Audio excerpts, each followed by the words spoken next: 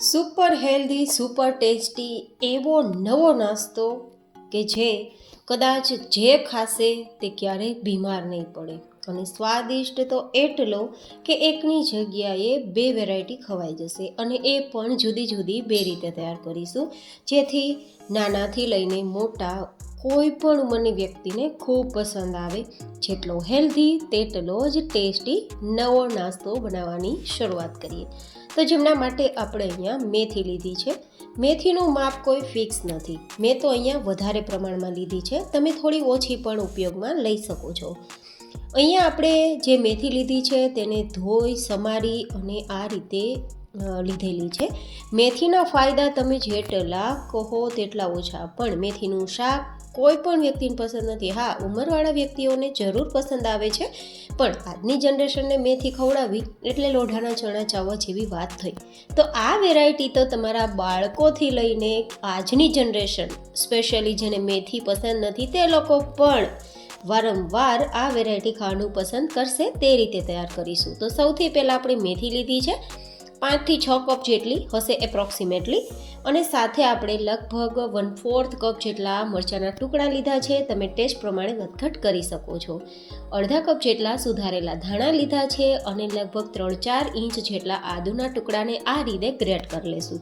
તમે અહીંયા તેની પેસ્ટ પણ લઈ શકો છો. ઘણીવાર આપણે શાક રોટલી ખાવાની ઈચ્છા નથી થતી અથવા તો કંઈક એવું ખાવાની ઈચ્છા થાય છે કે જે ફટાફટ પણ બની જાય અને બધા જને પસંદ આવે, ત્યારે આ વેરાયટી એકવાર ટ્રાય કરજો, ખૂબ પસંદ આવશે.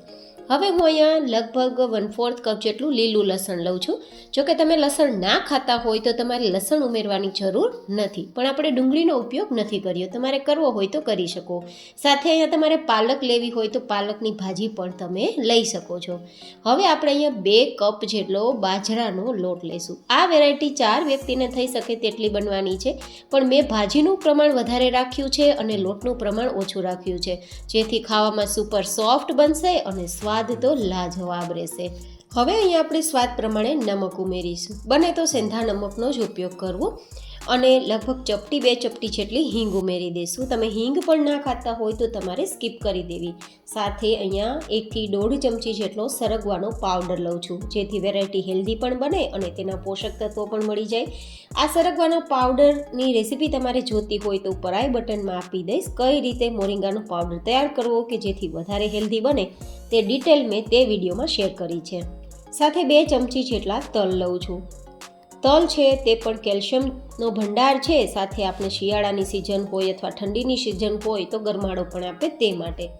સાથે 2 ચમચી જેટલું દહીં ઉમેરશું. દહીં ઉમેરવું ઓપ્શનલ છે, પણ દહીં છે તે દૂધ કરતાં વધારે કેલ્શિયમ આપે છે અને વેરાયટીને એકદમ રૂ જેવી પોચી તૈયાર કરશે, તે માટે મેં ઉમેરેલું છે. અને હવે બધી જ વસ્તુ પહેલાં તો આ રીતે મિક્સ કરીશું અને મિક્સ કર્યા બાદ જરૂર મુજબ આપણે પાણીનો ઉપયોગ કરશું. હા, આ વેરાયટીને તૈયાર કરવામાં જેટલા પાણીનો ઉપયોગ થાય ને તે પાણી હુંફાળું ગરમ હોવું જોઈએ, જેથી આ વેરાયટી બિલકુલ ચવડ ના થાય અને કોઈ દાંત વગરની વ્યક્તિ ખાતી હોય ને તો તેને પણ સડસડાટ ગળે ઉતરી જાય તેવી સોફ્ટ થાય તે માટે. તો અહીંયા આપણે જરૂર મુજબ હુંફાળું ગરમ પાણી ઉમેરતા જશું અને મિક્સ કરતા જશું. તો આપણે અહીંયા પુડલાનું બેટર હોય ને તેવું બેટર રાખ્યું છે, વધારે ઘટ પણ નહીં, વધારે પાતળું પણ નહીં. તો હવે પહેલી રીતે આપણે વેરાયટી તૈયાર કરીએ, એટલે કે આપણે જુદી જુદી 2 રીતે વેરાયટી તૈયાર કરશું ને, તો આ પહેલી મેથડ છે, પહેલી રીત છે. તો હવે મેં અહીંયા એક તવો ઉપયોગમાં લીધો છે, જેમાં આપણે એકદમ થોડું તેલ લગાવીશું, જેથી આપણી વેરાયટી નીચે તળિયે ચીપકે નહીં. આજે આપણે જે વેરાયટી બનાવીએ છીએ ને એ એકદમ ઓછા તેલમાં બને છે, જેથી હેલ્થ કોન્શિયસ લોકો માટે પણ બેસ્ટ છે, ડાયટમાં પણ લઈ શકો છો, ડાયાબિટીસના પેશન્ટ માટે પણ બેસ્ટ છે, અને જે લોકોની ઇમ્યુનિટી ડાઉનમાં છે, વારંવાર વાતાવરણ બદલતા બીમાર થઈ જાય છે, શરદી કફ ઉધરસ આવું થઈ જાય છે, વારંવાર તાવ આવી જાય છે, તે લોકો પણ આ વેરાયટી વીકમાં 2 વાર ખાશે ને તો આવી નાની નાની બીમારીઓ તો ક્યાંય દૂર દૂર સુધી જતી રહેશે. હવે આપણે 1-2 ચમચા જેટલું પાથરી લેશું. બને એટલું પાતળું પાથરશું, પણ બહુ વધારે પાતળું કરવા જશું તો તૂટી જશે, કારણ કે આમાં બધું જ મોટું મોટું સમારેલું છે એટલા માટે. અને પછી 1/2 થી 1/4 ચમચી જેટલું તેલ લગાવીશું. તમે જરૂર મુજબ તેલ લગાવી શકો છો અને પછી ઢાંકી દેશું અને મીડિયમ ગેસની ફ્લેમ પર 1 મિનિટ થવા દેશું, તો ઉપરની સપાટી ડ્રાય થઈ જશે.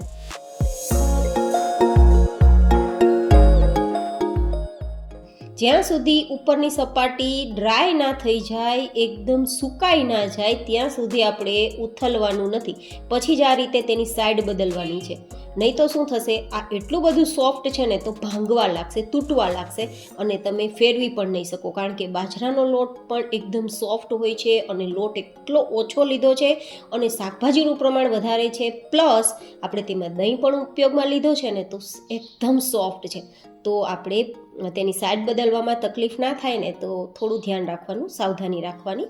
તો ખાવામાં સોફ્ટ પણ વેરાયટી તૈયાર થાય, પાતળી પણ થાય અને તમને તૈયાર કરવામાં તકલીફ પણ ના પડે. હવે બીજી સાઈડ પલટ્યા બાદ પણ ઢાંકીને 1 મિનિટ થવા દેશું.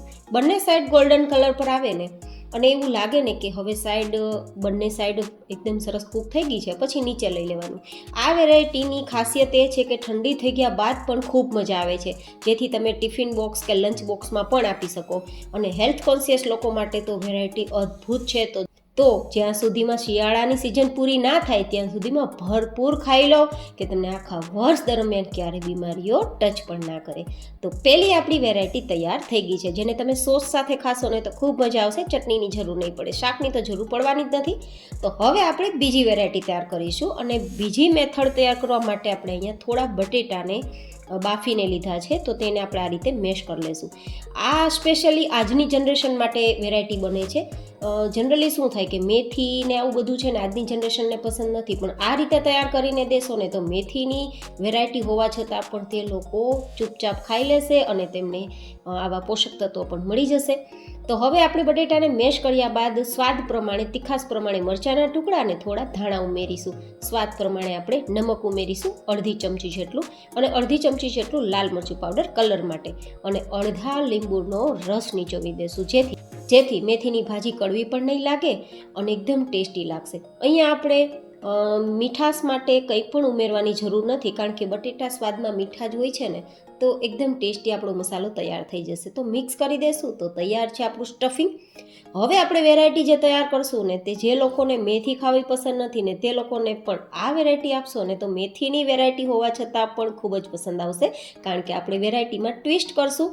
તો હવે આપણે આ જે પાથરશું ને આપણું બેઝ, એને થોડું મોટું પાથરશું, કારણ કે આમાં આપણે સ્ટફિંગ તૈયાર કરવાનું છે, સ્ટફિંગવાળી વેરાયટી તૈયાર કરવાના છીએ, તો થોડું આપણે મોટું જ આ રીતે પાથરશું. અને આ રીતે મોટું પાથર્યા બાદ જરૂર મુજબ થોડું તેલ ઉમેરશું. તો એકદમ ઓછું 1/4 ટીસ્પૂન જેટલું જ તેલ ઉમેરું છું, કારણ કે મારો તવો એવો છે કે તેલ વગર પણ વેરાયટી તૈયાર કરી શકે. નથી નોનસ્ટિક તવો, નથી લોખંડનો તવો. આ થેપલા નથી, ઢેબરા નથી, પુડલા પણ નથી. આ બધા જનો ટેસ્ટ આપે તેવું ટ્વિસ્ટ સાથેનો નવો નાસ્તો છે, અને એ પણ જુદી જુદી 2 રીતે.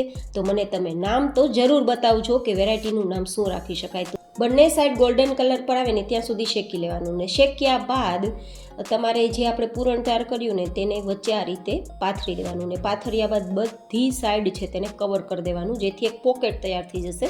તો આ એકદમ હેલ્ધી મેથી બાજરીનું પોકેટ પણ કહી શકો. જો કે આનું નામ શું રાખી શકાય ને તે મને તમે જરૂરથી બતાવજો, કારણ કે આ તૈયાર છે જુદી જુદી 2 રીતે હેલ્ધી ટેસ્ટી નવો નાસ્તો, જે લંચ બોક્સ, ટિફિન બોક્સમાં ત્યારે લઈ શકો છો, જેને તમે સોસ સાથે ખાઈ શકો છો. Lunch, tiffin, snacks, breakfast, dinner, lunch ગમે ત્યારે લઈ શકો છો.